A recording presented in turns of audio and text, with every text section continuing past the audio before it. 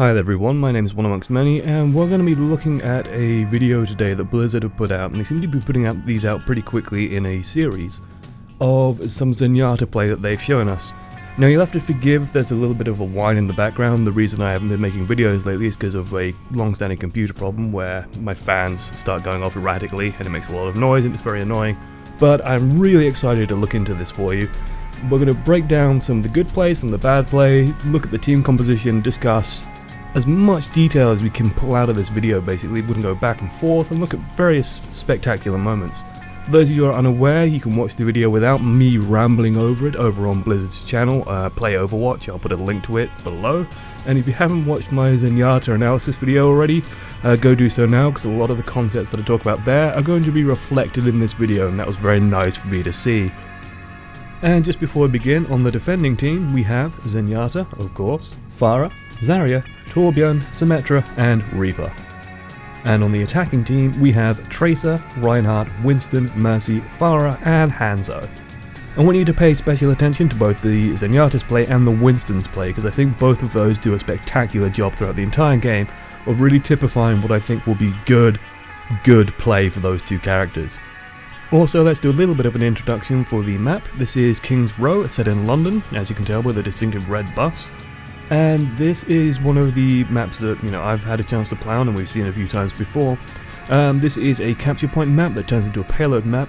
This video is going to be centered around the first capture point. The key features of this point are, well, I'll actually draw a crude map, a visual representation from above, so you have some idea of where the pathways are.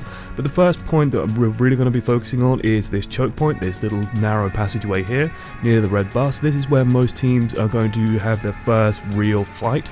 And pushing through that's going to be quite hard for a lot of teams, and when you get through that you really want to try and hold that ground.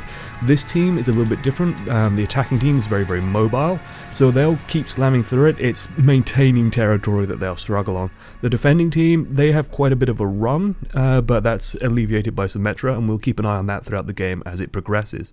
Okay, let's get to the game. So at the start here we have Zenyatta already on 225 hit points, and that's because Symmetra has given him a little bit of shield buff. She's applied that to pretty much everyone.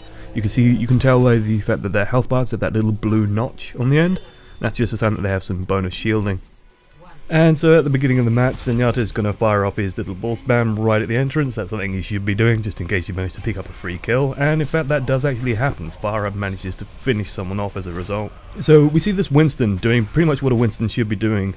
He launches forward and just secures some ground. He puts his shield down and disrupts two offensive people on the enemy team. Reinhardt follows up. Now, because there's a Zenyatta there, it's very easy to take out these tanks. Zenyatta makes ripping tanks down very efficient, very quick, and very simple.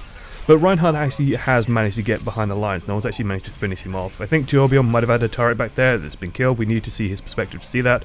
But the team does actually manage to force them off. What this has done, however, is pull them back from the choke point. It allows Mercy and Pharah to come forward and actually start dealing some damage. Winston, again, gets on the point, puts down his shield, and just causes a problem. Now the team has to make a choice. It has to split up in its decisions. It has to either pick, do we deal with this Winston who's capping the point and he's got a big shield on him, or do we take up this big aerial threat? Pharah and Mercy are huge potential damage output.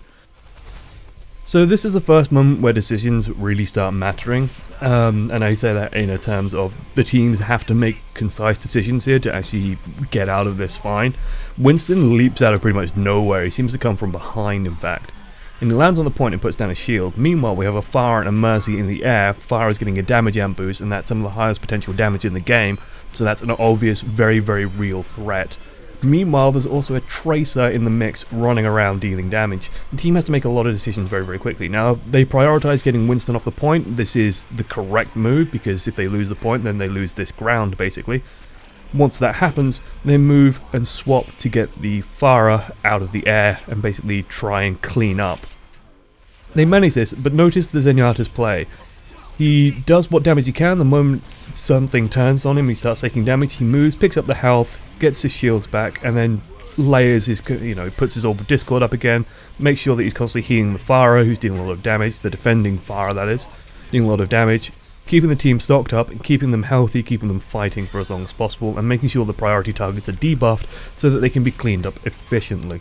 Just a brief lull in the action now. Reinhardt does actually manage to get behind again, but doesn't really manage to do anything with it. Isolated Reinhardt on his own with an Over Discord on him, it's not going to last. Our next pivotal moment comes around another assault on the control point, and here we see the power of Transcendence, his ability to deflect a push. The Winston does a lot of good work here though. He uses his ultimate and basically uses it to shove the transcending Zenyatta away, pushing him off so he can't heal his team, and hopes that the rest of the team can clean up. Unfortunately, there's a Reinhardt stood there, not really doing much, just swinging his hammer around. And the Winston, while he does good work, there's just not enough punch and follow-up to really finish it off. Tourbillon activates his Molten Core, gets his turret back up, ready and good to go for the next push. And basically, that assault has been completely defected. The defending team stabilizes. And then we just have a brief lull. Just a little bit of time when the attackers can breathe out themselves. And Reinhardt again, caught out on his own, not really doing much, gets killed. Pharah eats a lot of damage from Zenyatta and just goes down in moments. Winston, again, doing work, getting into the team, putting his shield up, keeping them pushed back. Reinhardt, meanwhile, runs forward, just kind of dies. You're going to hear me do this quite a lot during this video. I'm going to be quite harsh on this Reinhardt. I think that there were better picks for the attacking team than having a Winston and a Reinhardt. I don't think Reinhardt serves this team very well.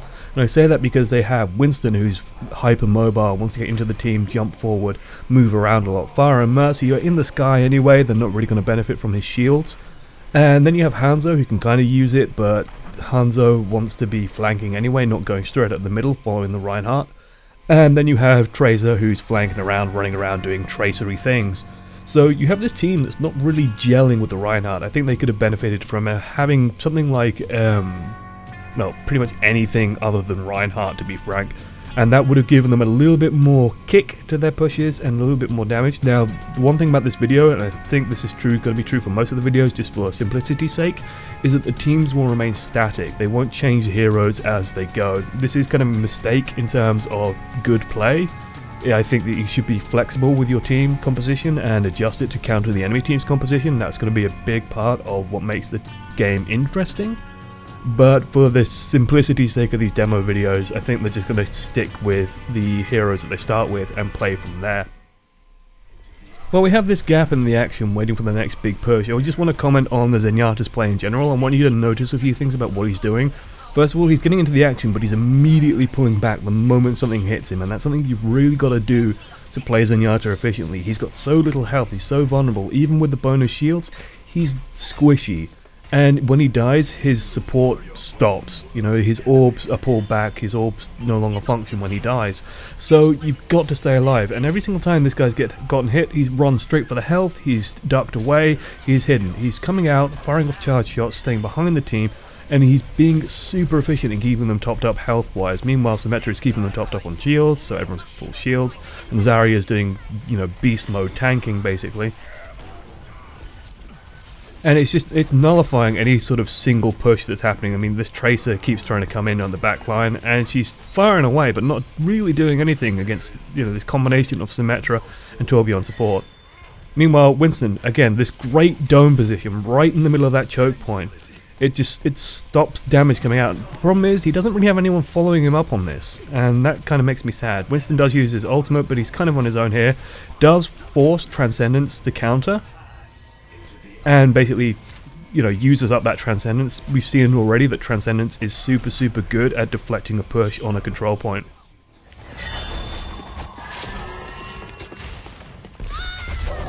So we're about to see like the next concentrated push from the attacking team as they try and get through this choke point. Now, this is a beautiful play, and we're going to spend a little bit of time lingering on this. We're going to get to see it from Winston's point of view as well. This is the first time our Zenyatta has gone down, and a few things happen. So from Zenyatta's perspective, basically a giant gorilla lands on him, he gets knocked out into the middle of the choke point, gets hit by a scatter arrow, and then just gets cleaned up by Winston's Tesla cannon. From the Winston's perspective, we see something a little bit different. We can see that the sonic arrow effect is going off. Now, that little blue dome that's pulsing, that will actually tell him, hey, there's someone stood behind this wall, and there pretty much always will be anyway. So he lands, puts up his shield, and basically forces the Zenyatta, who's been a constant pain in the arse, just out into the open, and that lets Hanzo nail him with the scatter arrow, gets the kill, gets rid of Zenyatta. And getting rid of Zenyatta is actually quite a big deal, because once Zenyatta's down, all his support is nullified. All the Orbs of Destruction that is really powerful against a team with 2 tanks on it and against a mobile team It's a really good way of sort of making sure that anything trying to move in a fancy manner is cleaned up very quickly and efficiently. All that buffing, all that help, all that support just goes away immediately. Now unfortunately Winston does go down moments later as Reaper just, you know, puts shotguns into his face and unloads, and that's going to kill pretty much anything of getting rid of a high priority target in a very cute kind of way. Also, it's interesting to note that Sonic Arrow no longer displays to the defending team, so they don't know they've been revealed. They don't know that what's going on. The attackers, meanwhile, know exactly where everyone is. So Zenyatta's gone down, and I'm going to do you a favour. I'm going to time out how long it is from when he died to when he gets back in the action. And that time is 16 seconds. Zenyatta is out of action for 16 entire seconds. We're going to see him die again later, spoilers, and we're going to time out how long he gets back. In that time, he doesn't have a teleporter to help him get back into the action. We do miss a few things. We just see the tail end of a Dragon Strike, and it looks like the attacking team are trying to use their ultimates, but they're just layering them a bit wrong, and Zarya does actually manage to nullify basically these 2 tanks. I do notice that Reinhardt basically just like floats his way out. We do see a very nice ultimate come out from Mercy. Everyone pretty much died at this point, so Mercy's just brought everyone back up to renew and reinvigorate that offensive, but nothing really comes of it. There's just not enough output. There wasn't enough damage by that initial flurry to sort of put the defending team on the back foot enough for that reinvigorated attack to do anything. It looks like they just layered their attack wrong. So it looks like, you know, Reinhardt and Winston went in, and then Farah went in a few seconds too late, and then Tracer went in, and then so on, so on, so on, and they just died one-on-one on their own. Anyone who's played a MOBA, I'm sure, can associate with that feel. So the attacking team needs to recover here, and they're still kind of going in one-on-one. Winston's trying to do work, jumping in, but again, gets Orb of Discorded and just gets taken out pretty quickly. He does manage to retreat back here, and then he ultimates, turns around and starts punching people in the face. This is actually quite fun to watch, and he does manage to get onto the point, but he's on his own. And this is not what I like seeing. You know, he's on his own, he's got a fire and support, but it's just not going to be enough. Fire does actually manage to do some damage. Now he's got a Mercy backing him up. He's actually quite tanky, he does manage to take out that turret. And this is a good Dragon Strike. It forces people back, forces people trying to come through that arch to back off for a moment. Transcendence is popped, and does actually manage to delay the capture quite a bit. Does keep Reaper alive long enough, especially with that Orb of Harmony as well, for him to actually secure the point, clear off the attackers, and just pick things off. Reaper and Zenyatta are excellent together, simply because the Orb of Harmony will heal him while he's sort of in his shadow form. Now, Farah does jump in and use her barrage. It's kind of an okay play, but I don't like seeing barrages on their own. However, the Mercy follow-up to use their ultimate, everyone's dead, but everyone's dead around the point. That's a huge turnaround. Now, I don't know whether Mercy and Farah communicated, whether Mercy said, I'm coming into ultimate, and Farah used hers as just a way of trying to clean up and do some damage. If that's the case, then that's great play. If that was just Farah trying to use her ultimate on her own, I'm not so keen on that. She basically becomes a floating target if she doesn't have people running interference for her, and that can just cause problems.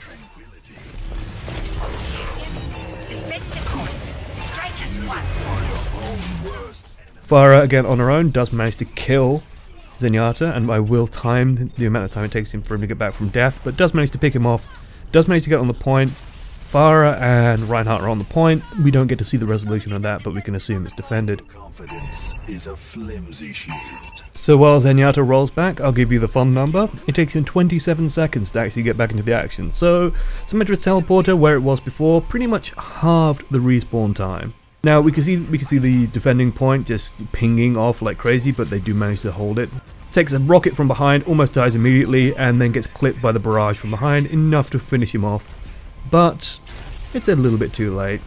Farah's on her own, she can't really do much. She gets immediately taken out by the defending Farah, but there's just no follow-up. There's not enough follow-up to actually pick it off. We can actually see sort of the defending team. We can actually see the health readouts as well, in a way. When they're turning yellow, it means that they need health, so on, so on, so on.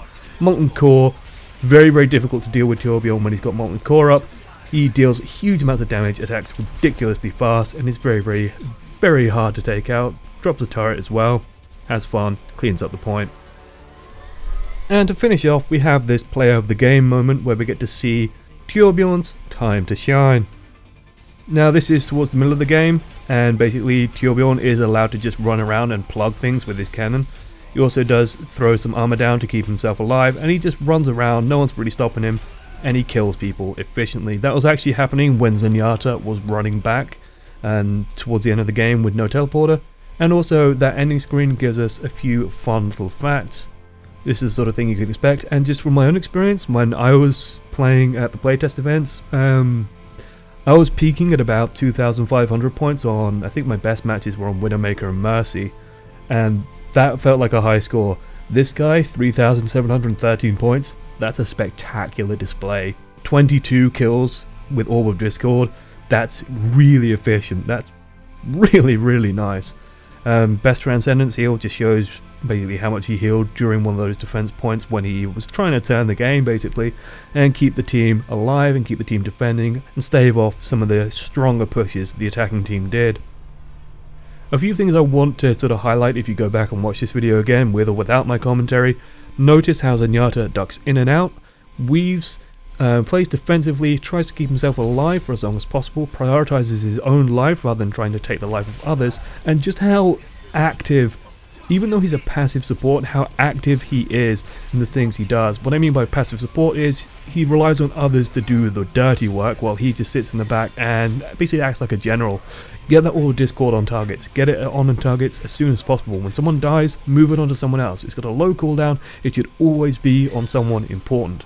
You are going to be one of the key playmakers if you're playing Zenyatta. You're going to be the shot caller. Get it on the key target and make sure the team is following up on that, and you will have a good time.